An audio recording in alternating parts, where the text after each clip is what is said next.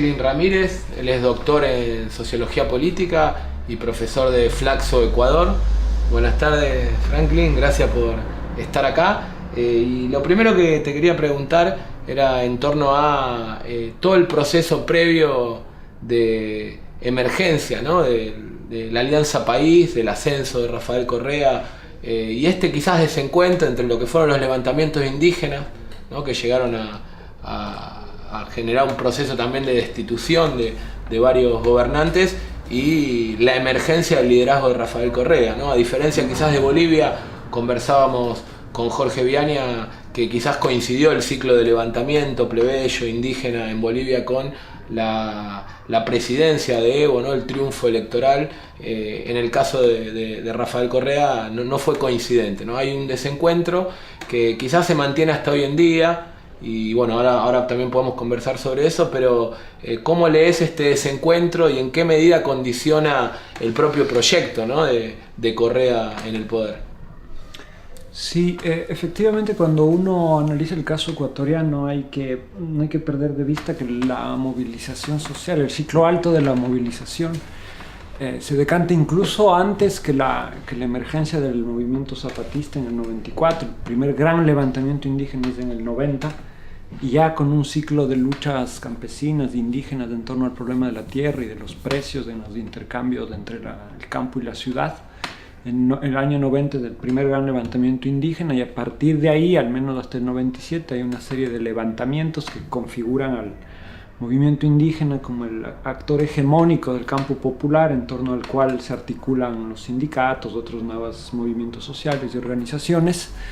Y en el marco digamos, a la vez, en el plano del sistema político, ocurría un apuntalamiento de las élites en el marco del proyecto neoliberal.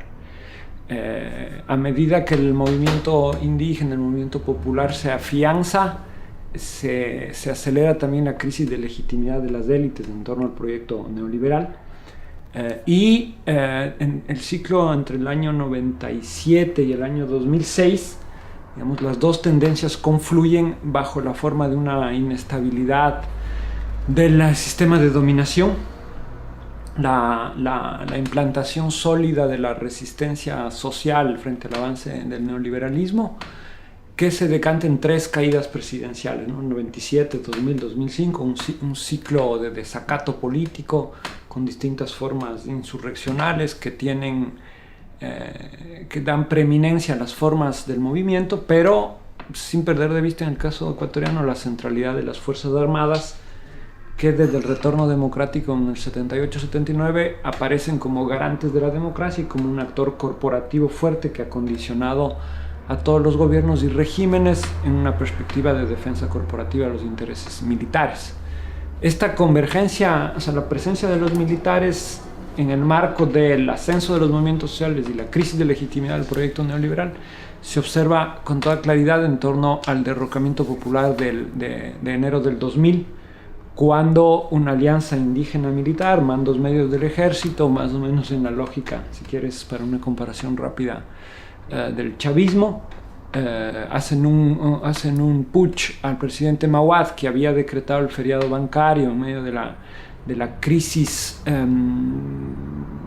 bancaria del 99, congelamiento de divisas, salida del sistema monetario del sucre, pasamos al dólar. Es la crisis más grande desde la instauración de la República. Hay una estampida migratoria de más de 1,5 millones de ecuatorianos. Este es el punto clave del quiebre de la legitimidad del proyecto neoliberal. Se articula el movimiento indígena y Fuerzas Armadas, dan este putsch y solo permanecen 3 horas en el poder. Hay un recambio en el sistema de mando. Cae Mawad, sube el vicepresidente, ratifica la dolarización, y ahí hay un punto de inflexión clave en la dinámica de ascenso del movimiento social, del movimiento popular. Esto no ha sido adecuadamente percibido o no ha sido globalmente percibido, digámoslo así, como una derrota histórica, pero es un punto de inflexión, ¿no? Era una década de movilización social con presencia institucional. El movimiento indígena creó su partido político, el Pachacuti, que avanzó conquistó espacios en el sistema institucional, desde el nivel comunitario hasta el nivel nacional, diputaciones, etc. Era una fuerza largamente implantada que reconfiguró el panorama de la izquierda en el Ecuador en su conjunto y le dio los mejores resultados electorales que nunca había tenido la tendencia desde el 78. Pero ese putsch fallido, digamos así, no toca las líneas estructurales del proyecto de dominación neoliberal. Hay un recambio de élites. Noboa, el sucesor de Mahuad, ratifica la dolarización en el marco además de un cierto desprestigio político del movimiento indígena por haber participado en un conato que gran parte de la opinión pública definió como un golpe de Estado a la vieja usanza con militares. Entonces esto ya fue un primer nivel de afectación del movimiento, que de todos modos llega otra vez al poder con Lucio Gutiérrez, ¿no? La misma coalición que se verifica en el putsch del 21 de enero del 2000, gana las elecciones a fines del 2002 y entra en una coalición gubernativa bajo la promesa de al menos sacar al país de la centralidad de las políticas del consenso de Washington. Bueno, esta historia se sabe. Lucio Gutiérrez vira rápidamente en estos propósitos. Hay un quiebre de la alianza con el movimiento indígena y se acelera la crisis política. Paradójicamente, en esos años hay una cierta estabilidad económica. Luego de la recuperación de la crisis financiera, mejoran los niveles del poder adquisitivo, se controla la inflación, empiezan a entrar las remesas de los migrantes, con lo cual los sectores populares también tienen un colchón de gasto y de consumo sumamente importante. Al mismo tiempo hay una inversión extranjera que es de las más grandes que ha tenido el país en torno al oleoducto de crudos pesados que dinamiza la economía. Entonces, digamos, la caída de Gutiérrez en el 2005, que es la tercera gran irrupción popular, tiene la particularidad de no provenir directamente de un entorno de crisis económica, de estar ligada directamente a la ilegitimidad ya sin precedentes de la clase política que pacta todo, pacta por fuera de las mínimas reglas del juego republicano, y al mismo tiempo en medio de la crisis del movimiento indígena. El movimiento indígena en la insurrección de abril del 2005 ya no está en las calles, no puede estar en las calles, tiene muchos problemas en rearticular su dinámica de acción colectiva. Algunos sectores del movimiento permanecieron con Gutiérrez a pesar de que la alianza se quebró. Gutiérrez tuvo un manejo muy astuto, diríamos así, de las relaciones con las organizaciones de segundo grado y de base en la Amazonía y en la Sierra Centro. El movimiento indígena está fragmentado, está debilitado y pierde legitimidad precisamente por su paso en el poder con Lucio Gutiérrez. La población toma distancia de la capacidad de articulación del movimiento. Esto es 2005. Correa es elegido en el 2006. Digamos que cuando Correa es elegido hay una doble crisis de las dinámicas de articulación popular con la centralidad del movimiento indígena y también una crisis de legitimidad de los actores que habían dominado el sistema político desde el retorno a la democracia, ¿no? Estas son dos crisis que confluyen con toda fuerza en torno al gobierno de Gutiérrez. Emerge la figura de Correa, digamos, de un modo providencial. La izquierda estaba en un momento muy malo. El candidato del movimiento indígena para el año 2006, Luis Macas, que fue su presidente y fundador, obtiene 2.14%. El otro candidato de la izquierda, más filo maoísta, obtiene 1.3%. La izquierda tiene la votación más baja desde que había aparecido Pachacútec. Y está esta figura de Correa que no gana la primera vuelta, queda en segundo lugar, pero pasa al balotaje. Hay un intento de acercamiento. La candidatura de Correa, que se apuntala con varios intelectuales de izquierda, sectores ligados a los movimientos sociales, una plataforma amplia, procuran articular con el movimiento indígena, le ofrecen la vicepresidencia. El movimiento indígena, yo creo que hay un cierto consenso, por el nefasto resultado de la experiencia gubernativa política de pactar con Gutiérrez, con un tipo que era ajeno a su estructura de movilización, no quiere saber nada con Correa, a pesar de que algunos de los cuadros que estaban levantando a Alianza País y a la Revolución Ciudadana provenían del propio campo indígena. El movimiento indígena no quiere pactar con nadie, lanza su propia candidatura, por primera vez sin alianzas, ¿no? Pachacútec se definió siempre como un partido plurinacional, multiétnico de izquierdas, no como un partido indio. Esto era un debate al interior del movimiento indígena, pero Pachacútec expresaba más bien una articulación del campo popular, hegemonía indígena, pero con sindicatos jóvenes, ecologistas, mujeres. Y el hecho de que se hayan lanzado sin una amplia articulación política ya evidenciaba lo que se denomina, lo que algunos denominan como un cierto repliegue étnico del movimiento para recomponerse hacia abajo, pero con unos resultados complicados que de hecho hasta la fecha no se han podido recomponer. Correa se lanza solo, ¿no? Y desde un inicio tiene, digamos, una cierta autonomía política, tanto del bloque del movimiento social que había venido expresándose desde los 90 por vías institucionales y por vías de antagonismo social desde la base, cuanto del sistema político y de las élites que habían dominado al país. En ese sentido, esa doble autonomía, digamos, marca a fuego, yo diría, el conjunto del proceso político posterior que se configura básicamente en torno a la Asamblea Constituyente de 2007 y 2008. O sea, Correa retoma las demandas populares esgrimidas en abril del 2005, fundamentalmente en torno a la convocatoria de una asamblea, que era una demanda también del movimiento indígena, pero de sectores sociales, políticos más amplios. Retoma esa agenda y retoma tesis que el movimiento popular había dejado instaladas en la conciencia política de varios sectores en relación a expulsar a la base de Manta, en no firmar un TLC con los Estados Unidos, renegociar los contratos petroleros con la Oxy, etc. Estas demandas son retomadas rápidamente por Correa, además de la Asamblea Constituyente, lo que amplía su legitimidad popular, su liderazgo, y evidencia una estrategia confrontacional con el establishment, sobre todo en torno a la Asamblea Constituyente. Entonces, todas las fuerzas políticas, los empresarios, la iglesia, los grandes medios se oponen a la convocatoria de la Asamblea, finalmente arrasan las elecciones, y en la Asamblea se produce lo que yo diría que fue el último gran intento de frente amplio, de articulación amplia en torno a la aprobación de la Carta Magna. Este intento, digamos que no fue un intento, se concretó, se denominaba el megabloque, que era un bloque de 92 asambleístas de 130, donde eran como 80 de Alianza País y 12 adicionales de Pachacútec, del MPD, del socialismo y de la izquierda democrática, de la socialdemocracia.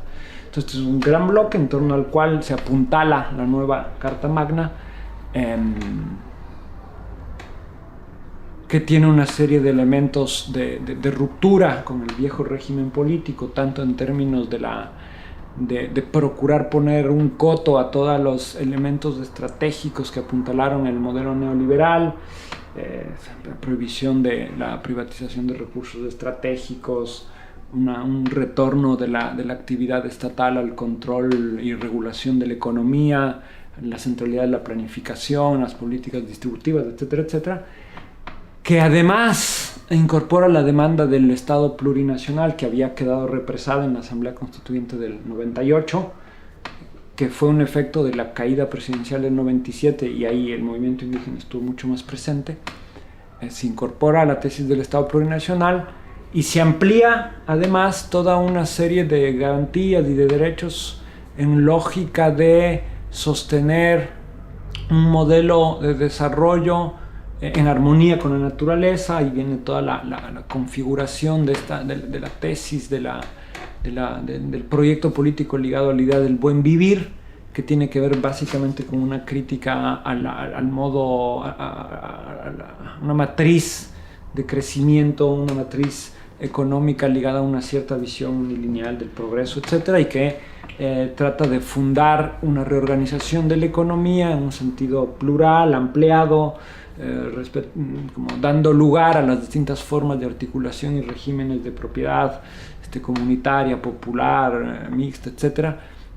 Y en el marco de esta tesis en armonía con la naturaleza, que supone dar los derechos a la naturaleza. Dentro de la Constitución, de la Constituyente, hay álgidos debates en torno a esta cuestión entre los sectores que aún defendían el modelo neoliberal, los sectores más de un cierto desarrollismo, de un neodesarrollismo que planteaban básicamente la necesidad de localizar, de endogenizar los procesos económicos, y los que sostenían la tesis de otra alternativa por fuera de estas dos opciones en torno al ideal del summa causae, del buen vivir, de una rearticulación económica de base local, sostenible, etc. Esta coalición funciona, digamos que los textos se discutían al interior de este megabloque. Ahí tenían su sello político, ahí se dirimían políticamente, y la asamblea, que este megabloque se reunía en la noche y la asamblea funcionaba en la mañana, ahí la derecha no tenía ningún peso. Entonces, todo lo que se decidía en el megabloque pasaba después a la Constitución.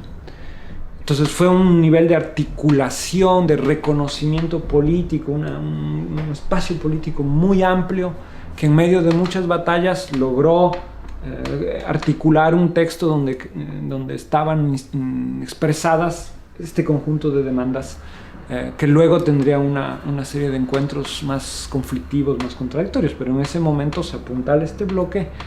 Es definido, Correa define la Constitución, el referéndum del 28 de septiembre del 2008 como la madre de todas las batallas, la que permitió no dirimir el sentido del cambio propuesto en el proceso político. Entonces es aprobada largamente por el 63% en consulta popular, y aquí ya Correa efectivamente con Alianza País se vuelve el centro del sistema político. En menos de 18 meses había ganado 4 batallas electorales, la convocatoria a la asamblea, las elecciones de constituyentes, la aprobación de la nueva Carta Magna y su reelección presidencial en el 2009 en el marco de las nuevas reglas de juego. Correa se implanta, Alianza País se implanta efectivamente, logra quebrar. Cuando digo esta idea de la implantación nacional es clave porque el sistema político en el Ecuador ha funcionado como una estructura regionalizada, la derecha populista más clásica ganando siempre en las provincias de la costa, y la centroizquierda, la izquierda ganando en las provincias de la sierra, ninguna fuerza con implantación nacional.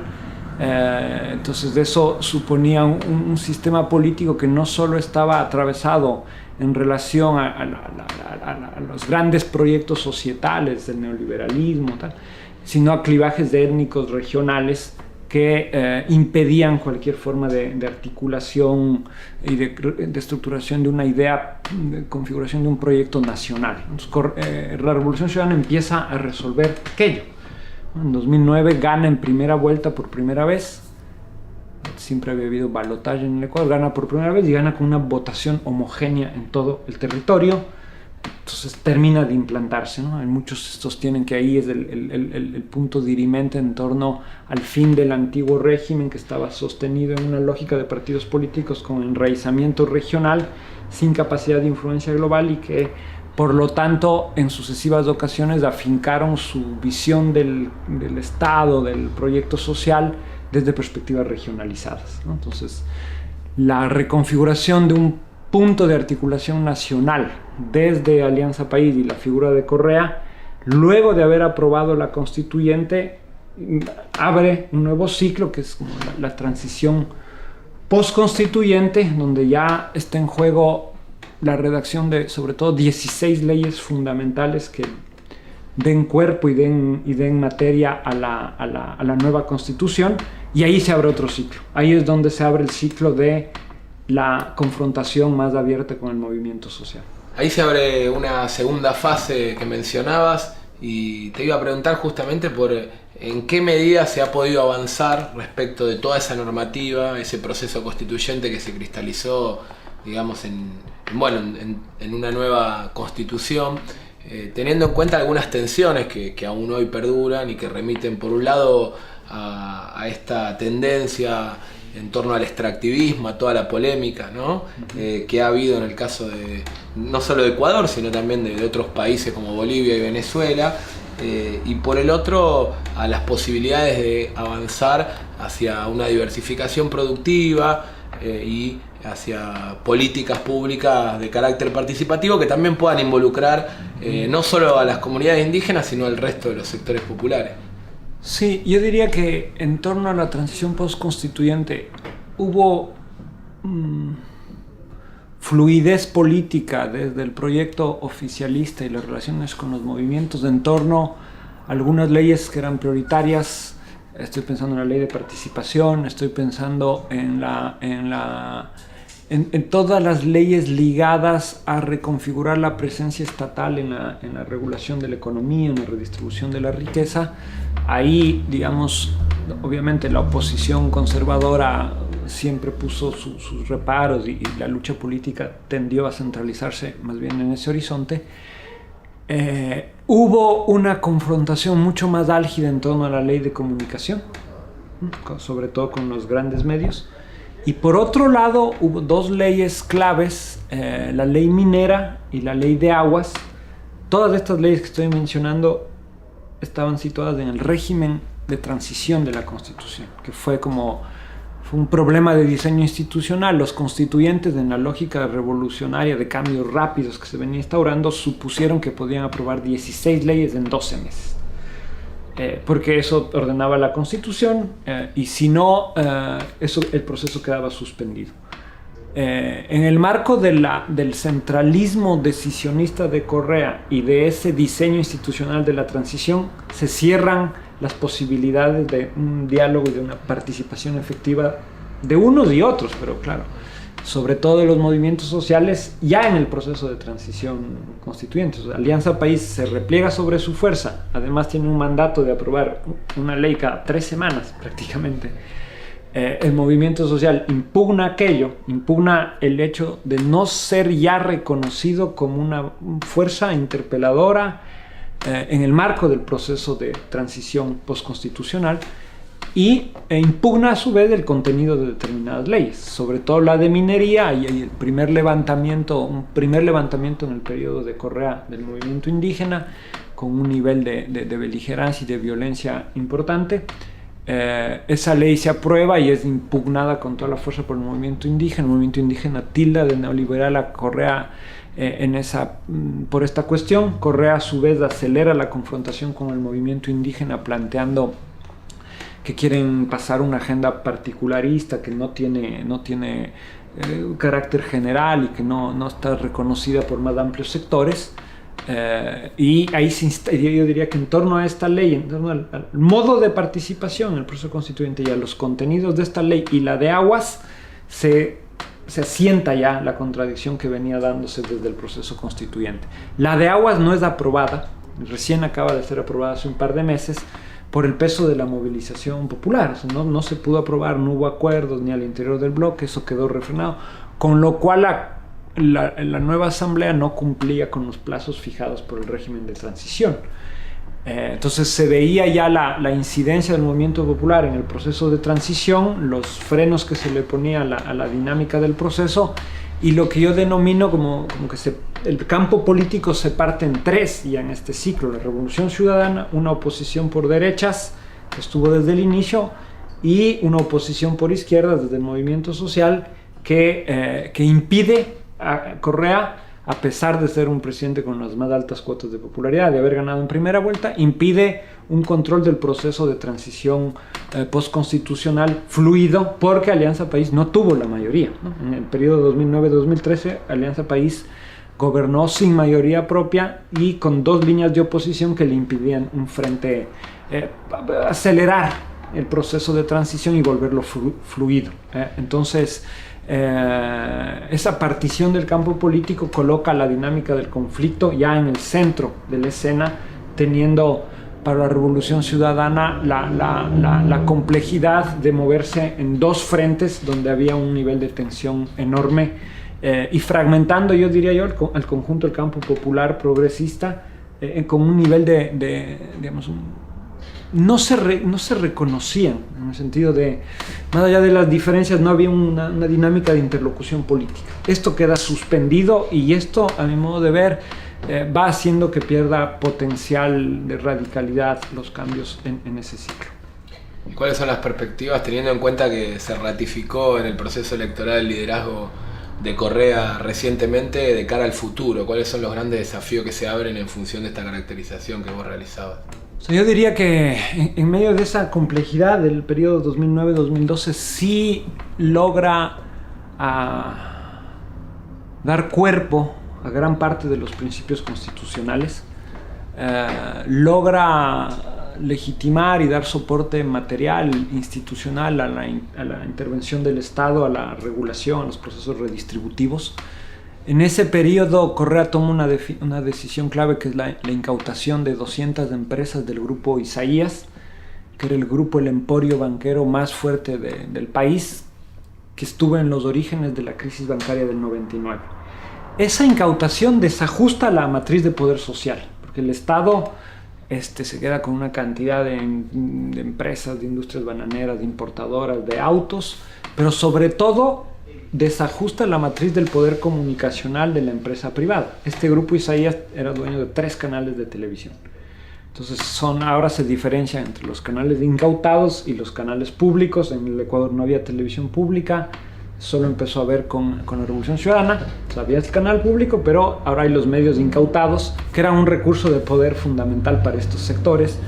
En la Constitución decreta, por ejemplo, que los banqueros solo deberán ser banqueros y no podrían tener ningún otro tipo de medios vinculados, de empresas vinculadas, entre ellas los medios. Entonces se desajusta estos resortes de poder de estos sectores y además, en términos de la lógica de la reforma del Estado, se elimina la presencia de los intereses empresariales, gremiales, de banqueros, de importadores, de exportadores, de los núcleos duros de la decisión de la política económica. O sea, hay un avance sustantivo en la reconfiguración de esa matriz de poder que da mayor lugar a la intervención gubernamental para poner controles y frenos a la influencia de los sectores económicos dominantes, y al mismo tiempo esta lógica de descorporativizar al Estado también afecta a los sectores populares. En el periodo neoliberal, por la misma irradiación de su influencia, los gobiernos cedieron determinados campos de política pública y al movimiento indígena, y a los maestros, y a las mujeres, haciendo una especie de agencias de política pública focalizada y parcializada para resolver sus específicos problemas, ¿no? Agencias para mujeres dirigidas por mujeres, agencias para indígenas dirigidas por indígenas, muy de la mano de las estrategias del Banco Mundial de gestión de los conflictos. De hecho, estos eran unos consejos financiados por la cooperación internacional. Y Correa también entra en conflicto con estos sectores por esa presencia, ¿no? Su tesis un poco es que las cuestiones de la diversidad étnica, de género, etcétera, son cuestiones que atraviesan al conjunto de la comunidad y que esas se requieren políticas transversales y no políticas sectorializadas, focalizadas, y también entra a rediseñar gran parte de estas instituciones. Esto, digamos, en mi interpretación es que gran parte de la conflictividad con el movimiento social tiene que ver con cuestiones sustantivas como la continuidad del extractivismo, pero tiene mucho que ver también con la disputa por la representación y la participación social dentro del Estado. En el caso de la ley de aguas, que se acaba de aprobar hace menos de un mes, el conflicto que suspendió la aprobación de la ley, una ley neurálgica para los sectores campesinos, para las juntas de agua, para los sectores indígenas, el conflicto principal no era por cómo regular el recurso, el carácter público del recurso, sino el diseño institucional de la gestión del sector hídrico. Entonces la CONAIE ponía por delante, la Confederación de Nacionalidades Indígenas del Ecuador, un modelo de una junta de agua para el buen vivir controlada por comunidades, regantes, juntas de agua, campesinos. Y Correa decía que una junta de agua así no representa al poder público, que esa junta debería tener un carácter de control, de regulación, de control de las autoridades, ¿sabes? Y que tenía que haber un representante del poder público del Estado a la cabeza del sector hídrico. Esa disputa institucional se ha replicado en múltiples frentes, en la ley universitaria, en la ley de educación intercultural, en relación a el lugar de los actores sociales dentro del Estado y sus alcances en términos de poder decisional. Correa tiende a ver a la presencia social dentro del Estado como la legitimidad de formas particulares de gestión de lo público, mientras que para los movimientos es una forma de ejercer su poder colectivo y de sostener conquistas previas, ¿no? Entonces, tanto como en cuestiones sustantivas ligadas al modelo de desarrollo, cuanto en relación a los problemas de representación y participación, los debates más fuertes han venido en el proceso de cambio al interior de las relaciones entre el movimiento social y el gobierno, siendo que la línea de avance de los cambios y de resistencia con los sectores de la derecha se mantenía como más estabilizada en relación simplemente a evitar toda presencia estatal en la economía, evitar los controles sobre las instituciones bancarias, financieras, etcétera, etcétera. Por último, ¿cómo ves de cara al futuro la coyuntura que se está viviendo en Ecuador, con diversas contradicciones que tienden a agudizarse, ¿no? Mencionamos algunas y sabemos que no solo está asignado por el contexto allí en Ecuador, sino también a nivel regional, ¿no? Sí. Podríamos. Sí, yo diría, hay este ciclo 2007-2009, que es el ciclo de ruptura por la vía de la Asamblea Constituyente, un momento de quiebre revolucionario, el periodo de la institucionalización, desde 2009 hasta inicios del 2013, donde yo diría que se consolida el proyecto de la Revolución Ciudadana en una lógica post-neoliberal con múltiples contradicciones, y en 2013 empieza otro momento, que es donde se agudizan estas contradicciones y se empiezan a ver de forma más descarnada todos los límites del proceso de cambio. Primero porque hay una reconfiguración hacia el interior de la Revolución Ciudadana. La Revolución Ciudadana siempre ha sido una coalición de fracciones. Es decir, una coalición de fracciones cuyo cemento reposa en la figura de Correa, pero que articula varios tipos de dinámicas de acción colectiva, partidos, colectivos, movimientos, tendencias de carácter muy heterogéneo. En las elecciones de 2013 es electo vicepresidente Jorge Glass, en medio de una pugna al interior de los sectores de la izquierda en el gobierno, ¿no? Que quisieron cada uno poner su candidato, no se logra y el presidente termina por definir a este candidato. Y eso es clave en lo que sucede en los años posteriores, puesto que Correa asigna a este personaje todo el proceso de lo que él denomina la transformación de la matriz productiva en el Ecuador, ¿no? El eje, si cuando Correa llega, su tesis política es: vamos a despartidizar el orden político, poner fin a la partidocracia y salir de la larga y triste noche neoliberal. Esos son como los dos ejes articuladores. Después, en Alianza País se introducen cuestiones como el derecho a la naturaleza, el Yasuni ITT, pero estaban en el eje del discurso político de Correa. En 2013 esto ya desaparece y la principal oferta de campaña, el eje del discurso político es transformar la matriz productiva, básicamente en la lógica de salir de la dependencia primaria exportadora de la economía, diversificar la economía, una especie de sustitución selectiva de importaciones, de industrialización. Esto se coloca con toda la fuerza. En los años previos se había avanzado mucho en una nueva matriz energética, puesto que Correa ha hecho una inversión millonaria en todo el sector de las hidroeléctricas. En 2016 se supone que se cierra aquello, cambiando.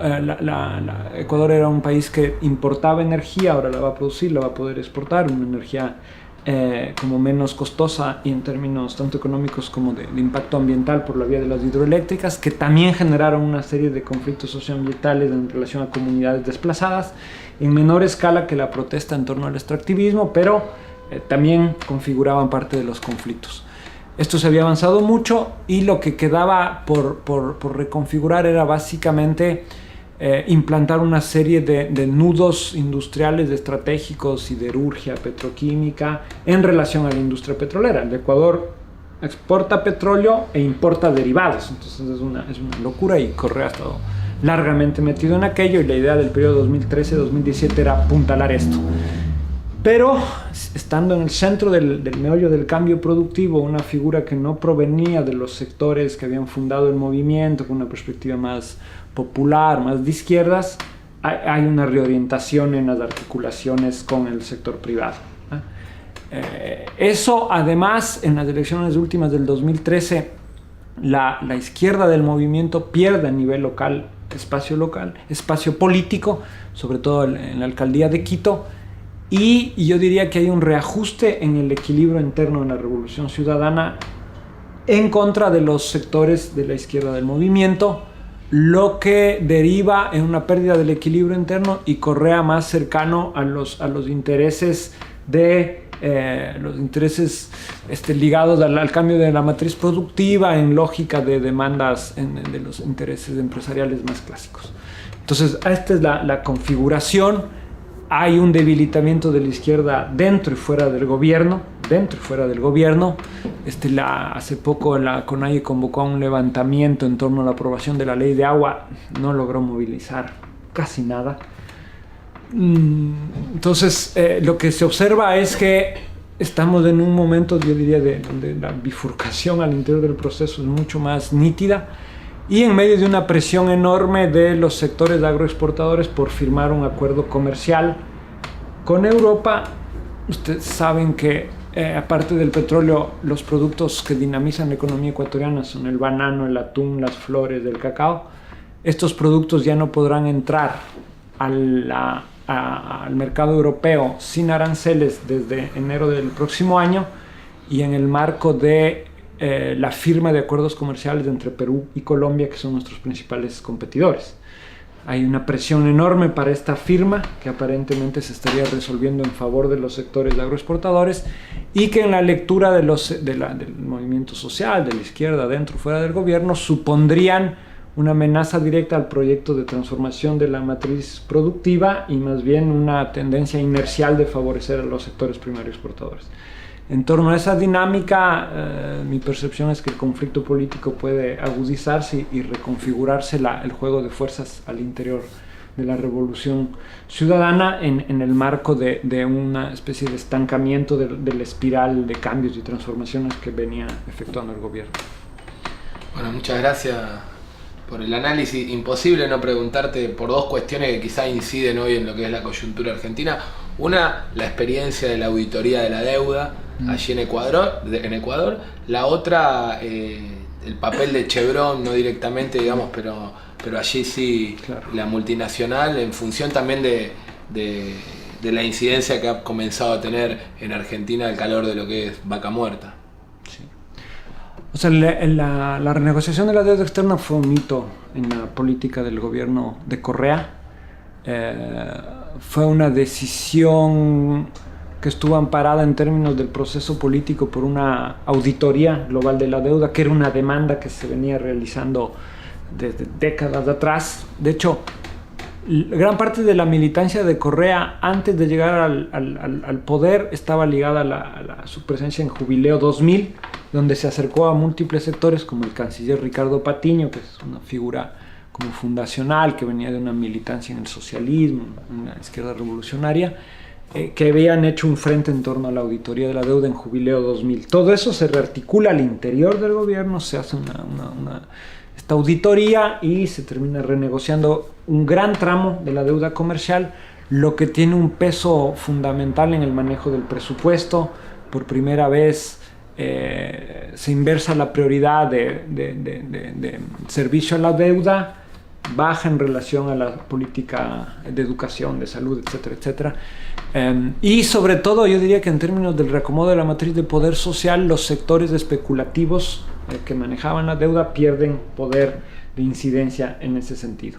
Entonces esto es como que ancla a Correa en un conjunto de demandas populares que estaban aquí, lo identifican en una matriz de cambios, en la lógica bolivariana, en la lógica de la izquierda, la nueva izquierda sudamericana, y esto le da una enorme legitimidad, además en términos de la negociación como tal con los diferentes deudores, se logra reconvertir gran parte de la deuda, es un proceso bastante exitoso,